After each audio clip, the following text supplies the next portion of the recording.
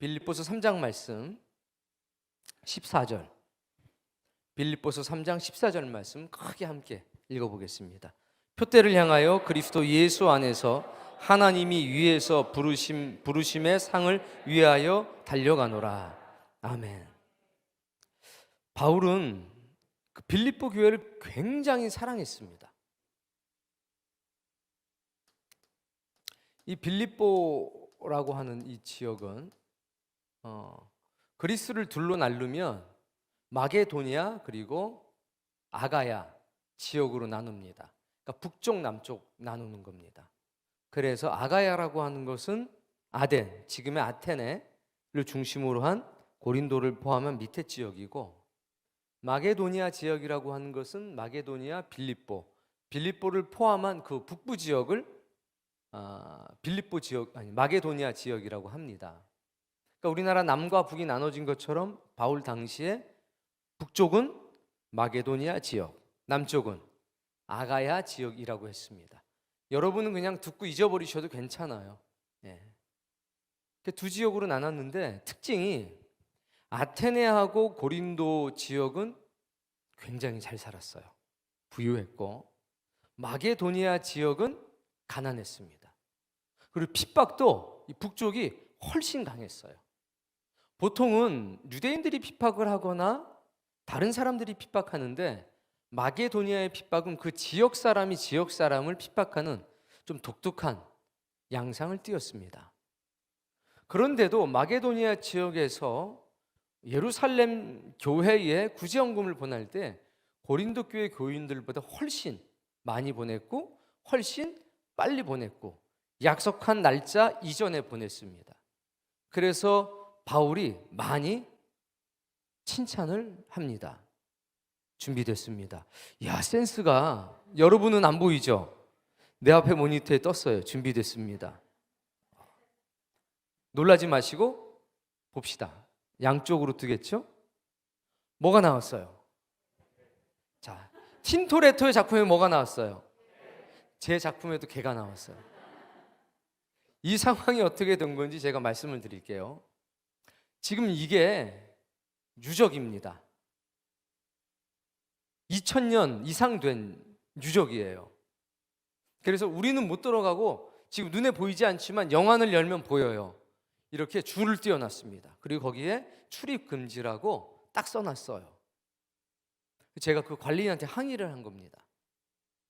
야, 왜 사람은 못 들어가게 하고 개는 안 쫓아내? 이 개가 저를 1시간 반 이상을 쫓아다닌 개예요. 빌립보 주차장에 내리고서 그 유적지까지 한 15분을 걸어가야 돼요. 근데 딱 도착하니까 개 2마리가 기다리고 있더라고요. 2마리가 쫓아왔는데 얘는 우리 갈 때까지, 저 갈 때까지 계속 따라왔어요. 마치 자기가 다음 장소는 어디라는 것을 아는 것처럼 먼저 가서 있는 거예요, 이렇게. 제가 야, 이 개는 왜 안 쫓아내냐 그랬더니 이 사람이 뭐라고 그러냐면 개는 우리 말을 못 알아들어 그랬는 거예요. 사람은 알아들으니 가면 안 된다는 거예요. 얘는 들어가면 유적이 훼손이 안 되냐? 그건 잘 모르겠고 니네들이 들어가면 훼손이 돼. 그래서 제가 기념으로 이 개를 찍어온 겁니다. 그리고 하나 깨달은 게 있어요. 사람의 법은 누구에게만 적용되냐? 사람에게만 적용이 돼요. 개니까 출입금지 해도 막 다니고 벌금도 안 냅니다. 자, 한 가지를 또 깨닫게 됐어요. 사람이 죽으면 이 세상의 법이 상관이 없는 자가 된다고 하잖아요. 살아있는 동안에만 법이 적용이 되지, 사람이 죽게 되면 공소권 없음 이렇게 딱 돼서 모든 것에 면제입니다. 죽어도 공소권 없음이 되겠지만 예수 그리스도의 보혈로 죄사함을 받으면 영원한 사망과 상관이 없는 자임이라고 한 도장이 여기에 딱 찍히는 거예요. 우리가 누리는 복이죠. 이게 그냥 우리 눈으로 딱 보여야 되는데 이게 안 보여. 안 보이니까 뭐 핍박도 하고 니네가 뭐 정신이 없으니까 교회 다니고 이런 얘기 하지만 이 말을 좀 내놓고 다닙시다. 그리고 뭔가 여기서 빛이 나가서 우리가 정말 특별한 존재라는 것을 세상이 알게 됐으면 좋겠습니다. 엎어졌어요. 저 개 기억하세요. 두 가지를 기억하셔야 돼요. 첫 번째, 개는 말을 못 알아들어서 법 적용이 안 된다는 것 하나. 두 번째, 그래요. 그렇게 기억하시면 돼요. 자, 틴토레토의 작품에도 누가 나왔습니까? 목사님의 작품에도. 그러므로 틴토레토 목사님은 동격이다. 이런 3단 논리가 자연스럽게 성립이 되는 거예요.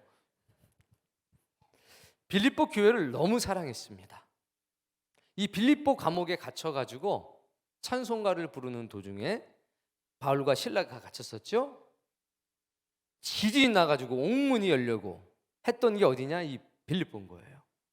또 누구를 만났나요? 여자분 만났는데 기억나실까요? 무슨 뭐 자줏빛이래나 보랏빛이래나 루디아, 자주 옷감 장사 루디아를 만난 것도 이제 이곳이죠. 굉장히 중요한 곳입니다. 바울이 여러 교회를 개척하고 돌아다녔지만 선교 헌금을 받은 교회는 요 교회밖에 없습니다. 심지어 여기서는 파견했죠. 도와주는 집사를 파견했습니다. 에바브로디도라고 하는 집사를 파견해서 빌립보 교회에서 후원해줬던 후원금에 부족한 것을 에바브로디도라고 하는 집사가 자신의 생명을 다해서 메꿔나가는 역사가 있었습니다. 굉장히 특별한 교회였던 겁니다. 다른 곳에서는 보내준다고 해도 거절했습니다. 괜찮다. 유일하게 받은 교회가 어디냐? 빌립보 교회 헌금만은 받았어요. 그건 이 교회를 특별히 아끼고 사랑한다는 거죠. 이런 것들에 대한 영적인 깨달음이 있는 사람들은 큰 신자인 겁니다. 우리가 내가 하나님께 예물을 드렸어 라고 하지만 정말 중요한 건 내가 드린 게 중요한 게 아니라 하나님이 받으시는 예물이 돼야 되는 겁니다. 그런 면에서 빌립보 교회는 굉장히 특별한 존재였고 이 빌립보 교회에 보낸 편지도 굉장히 특별한 내용들이 담겨 있습니다. 자, 오늘 본문 말씀 읽어보겠습니다.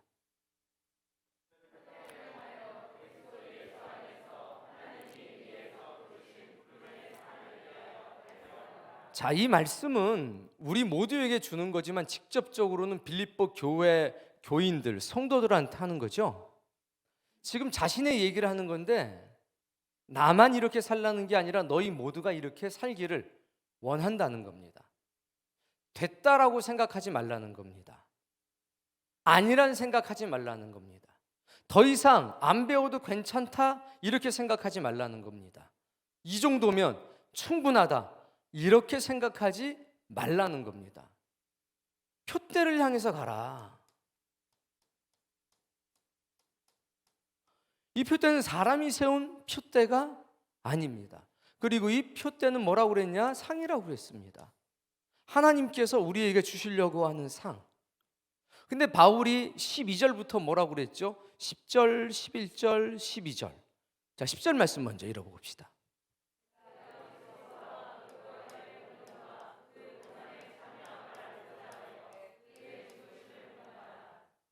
부활의 권능, 그리고 부활이 가지고 있는 고난, 이거를 내가 내 몸으로 알기를 원한다 이렇게 말한 겁니다. 그냥 지식적으로 알기를 원하는 게 아니라 내 몸으로 경험하기를 원한다. 그리고 이것을 위해서 예수 그리스도의 죽음을 내가 통과해서 주님의 부활까지 이르기를 원한다 이렇게 얘기한 겁니다. 이거 중요합니다. 내 몸으로 경험하겠다. 그래, 그런 게 있어. 부활이라는 게 있고 고난을 받기도 해. 이렇게 공부하는 머리로 기억하는 게 아니라 주님이 걸으셨던 그 고난의 길, 십자가의 길, 부활의 길, 그 길을 나도 똑같이 내 몸으로 걸어가겠다는 겁니다. 바울은 성경의 기록에 의하면 오상을 가졌다고 하죠. 예수님이 십자가에 달리셨을 때 받았던 그 못자국이 그리고 창자국이 났다는 겁니다. 그러니까 양쪽 팔에 하나씩 2개, 양쪽 발에 하나씩 2개, 옆구리. 그래서 5군데 오상을 가졌다는 겁니다. 굉장한 은혜자고 어떻게 사람의 기준으로 봤을 때는 이보다 더 믿음이 좋을 수 없는 상태인데 그 바울이 계속 얘기하는 겁니다. 이 당시에 어떤 일들이 있었냐면 자꾸 영적인 것을 강조하면서 배우는 것만 강조하면서 실제로 몸을 써서 참여하는 것은 꺼리는 이단들이 등장했습니다. 말씀만 보면 돼. 말씀만 알면 돼. 육체는 어차피 아무것도 아니야. 그러니까 영만 거룩하면 돼. 이렇게 주장하는 사람들이 있었는데 이들의 양상이 크게 두 가지로 나타났습니다. 그 중에 첫 번째가 뭐냐면 손에 물을 안 묻히는 거죠. 땀을 알리는 겁니다. 그러니까 예수 그리스도를 지식으로만 알기를 원했던 겁니다. 그러니까 바울이 그걸 걱정한 겁니다. 그걸 아니 지식으로 알면 안 돼. 뭐로 알아야 돼? 네 몸으로 알아야 돼. 네가 직접 경험해야만 해. 그래서 배우는 열심과 행하는 열심이 같이 커가기를 원했습니다. 이걸 뭐라고 그러냐? 산지식이라고 하는 겁니다. 그런데 이것에 관해 가지고 고린도전서 15장 51절에 분명한 메시지를 던집니다. 자, 이 부르심의 상을 위해서 막 가는 거고 나는 예수 그리스도의 죽음을 본받아 죽음을 통해서 부활에 이르는 그 순간까지 달려갈 거다. 이렇게 얘기하는 거죠. 나는 아직 부활의 능력을 내 손으로 잡지 못했다. 그 부활의 문까지 난 달려가길 원한다. 예수님의 손에 있는 것은 마지막 부활이다. 이 이야기를 하는 거잖아요. 이게 오늘 우리에게도 동일하게 있어야 됩니다. 그리고 이것을 소망하는 부활의 권능과 그 고난을 경험하길 원하는 사람마다 몸으로 경험하길 바랍니다. 그때 이게 참 믿음이 되는 겁니다. 이게 생명의 지식이 되는 거니까 이거 꼭 기억하셔야 합니다. 자, 고린도전서 15장 51절 말씀 읽어보세요. 내가 너희에게 비밀을 말한다 할 때 이 비밀은 뭐라고 그랬습니까? 그 공동체 안에서는 다 알고 있는 사실이지만 그 공동체 밖에 있는 사람은 알 수 없는 내용. 이게 비밀이죠. 예수 그리스도라고 하는 공동체 안에 있는 우리에게는 당연한 사실이지만 예수 그리스도 바깥에 있는 사람에게는 감춰져 있는 것, 그게 비밀입니다. 우리만 아는 것을 말한다는 겁니다. 세상에 속한 사람들은 알지 못한다는 겁니다. 부활의 은혜와 능력은 그렇습니다. 그리스도 안에 있는 사람만 소망하는 거고 경험할 수 있는 특별한 신비라는 겁니다. 자, 우리가 다 잠잘 것이 아니요 마지막 나팔의 순식간에 홀연히 다 변화하리니.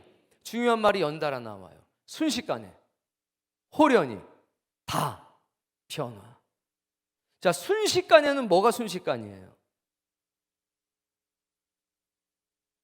순식간은 닭 한 마리를 석빈이가 먹어치우는 게 순식간이에요.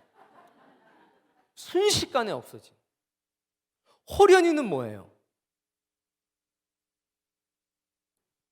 예상하지도 못했는데 갑자기 달라져 버린 거예요. 없어져 버린 거예요. 사라져 버린 거예요. 그게 홀연이에요. 순식간에 홀연이니까 강조 다 변화한대요. 이때의 다는 모든 사람이기도 하고 이때의 변화는 모든 것이기도 합니다. 그런데 누가 변화하느냐? 나팔 소리를 듣는 사람이, 그 나팔 소리에 반응하는 사람만 변하는 겁니다. 이스라엘 군대가 푸 하고 길게 울려요. 이거 왜 울리는 겁니까? 모이라고. 짧게 웅웅 울렸어요. 이 뭐라는 겁니까? 출발하자는 거죠. 이스라엘 사람이 아닌가 본데요. 자, 이렇게 약속된 신호를 알면 반응하는데 모르면 반응할 수 없다는 겁니다. 그래서 하나님의 나팔 소리에 반응할 수 있는 신자가 되어야 합니다. 그러면 순식간에 홀연히 다 변화될 겁니다. 52절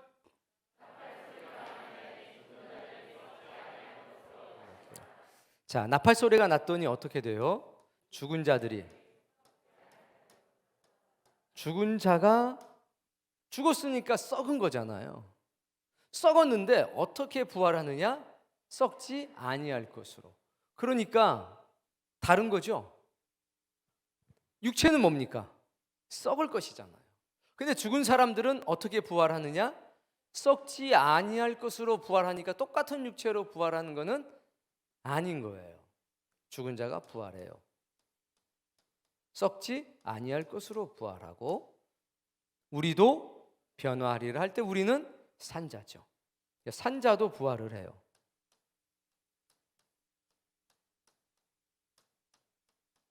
여기에서 요한복음 11장에 뭐라고 그러셨습니까? 예수님께서 나를 믿는 자는 죽어도 살겠고 할 때 그게 뭐냐? 죽은 자의 부활. 죽어도 살겠고 살아서 나를 믿는 자는 영원히 죽지 아니하리니 이것을 네가 믿느냐? 이 말씀하셨는데 바울은 이것을 조금 더 체계적으로 정리해서 우리에게 메시지를 주는 겁니다. 53절. 자, 근데 산자는 분명히 말했어요. 육체가 있잖아요. 살아 있으니까. 육체가 있는데 이걸 가리켜 말하는 것은 뭐예요? 이 썩을 것이. 이 육체가 썩지 아니함을 입겠고. 뭔진 몰라요, 우리는. 뭔진 모르는데 하나님께서 입혀주신다는 거예요. 뭐를? 뭔진 모르는데 이 육체는 그냥 있는데 여기다가 썩지 아니하는 것을 입혀주신대요. 그 다음 말씀. 이 육체는 지금 살아서 움직이지만 언젠가는 죽잖아요. 그런데 무언가 하늘에서 죽지 아니함을 입혀주신대요. 나한테 있는 능력이 아니라 누구에게 있는 능력이냐? 하나님의 능력이에요. 54절.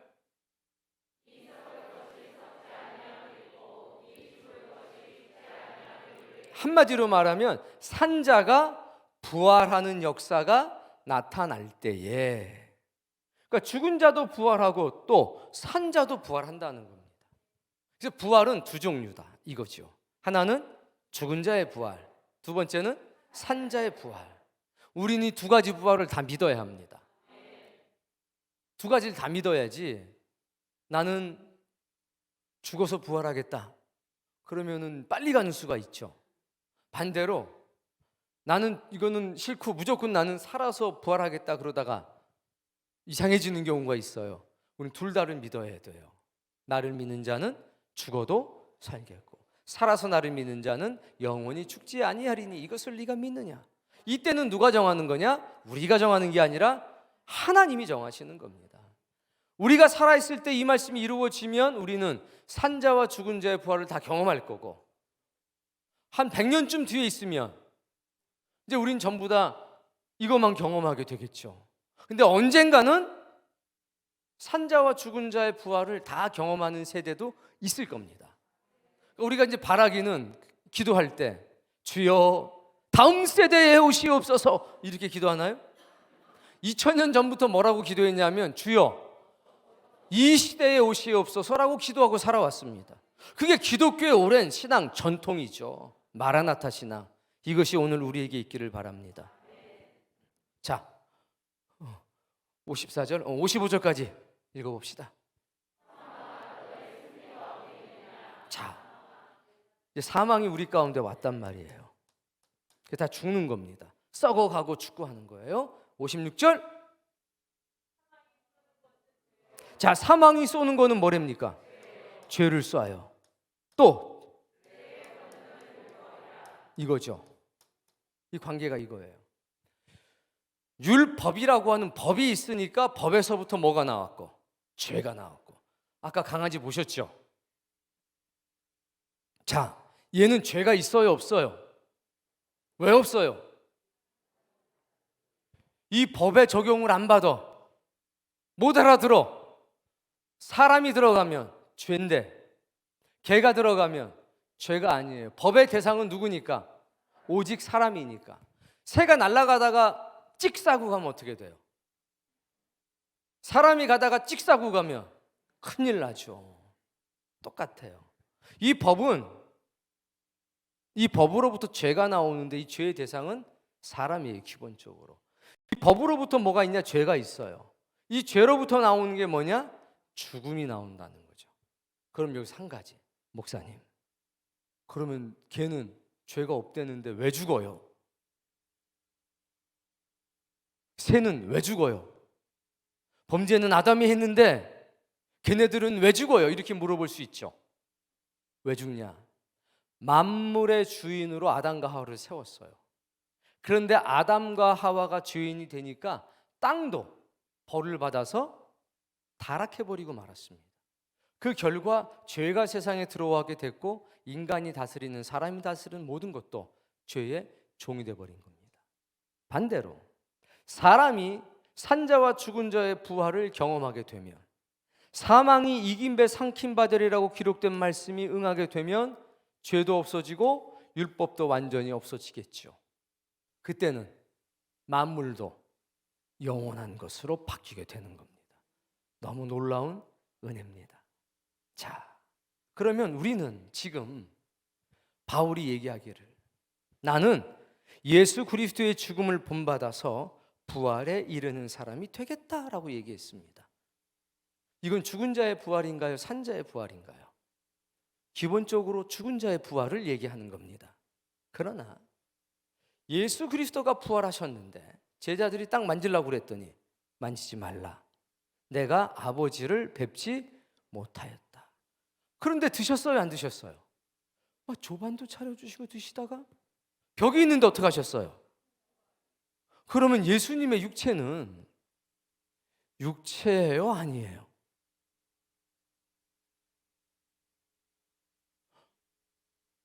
드신 걸 보면 육체인데, 근데 막 지나다니시는 거 보면 안 육체인데. 그래서 그게 모든 것을 보여주는 건 아니지만 예수님께서 죽으셨다가 부활하셨는데 얼굴이 바뀌셨어요? 안 바뀌셨어요? 안 바뀌셨어요. 못 알아봤잖아요. 못 알아봤는데 너무 놀라서 못 알아봤고 무언가 다른 에너지가 나와서 못 알아본 거지, 한 번 알아보고 난 뒤에는 알아봤죠. 두 번째, 야, 너 봐. 못 믿겠으면 보고 믿는 게 나아. 뭐가 있었습니까? 못자국이 다 있었고 창자국도 있었어요. 그거 다 보여주셨거든요. 나니까 믿어. 희한하네. 신비해요. 그걸 우리는 뭐라고 얘기하냐면 정확하게는 부활체라고 해요. 그러니까 부활에 대해서 역사적으로 증명이 된 건 딱 한 케이스입니다. 누구? 예수님. 나사로가 죽었다가 부활한 거는 임시. 선지자들이 살렸던 모든 사람들도 임시. 근데 예수님은 이 상태로 계시다가 40일 뒤에 다시 하늘로 돌아가십니다. 자, 그때 이 예수님의 몸은 우리는 부활체라고 해요. 그게 약간의 힌트만 주는 거지 또 전부는 아닌 겁니다. 단지 예수님의 모습을 통해서 우리가 상상할 수 있는 거죠. 자, 그렇기 때문에 우리는 기억해야 돼요. 무엇을? 산자와 죽은 자의 부활을. 근데 바울은 지금 어떤 얘기를 하는 거냐면 내가 죽어도 괜찮다. 왜? 죽어도 다시 살아날 것이기 때문에. 이 확신이 있는 겁니다. 그걸 빌립보 교인들한테 얘기하는 겁니다. 죽음을 두려워하지 말라는 겁니다. 죽음에 대한 이해를 바꾸라는 겁니다. 그리고 몸을 사용하라는 겁니다. 배우는 것을 주저하지 말라는 겁니다. 배웠으면 그대로 살기 위해서 노력하라는 겁니다. 부활의 권능뿐만이 아니라 부활의 고난조차도 우리에게는 기쁨과 영광이 된다는 것입니다. 이 마음으로 우리 교회가 하나가 됐으면 좋겠습니다.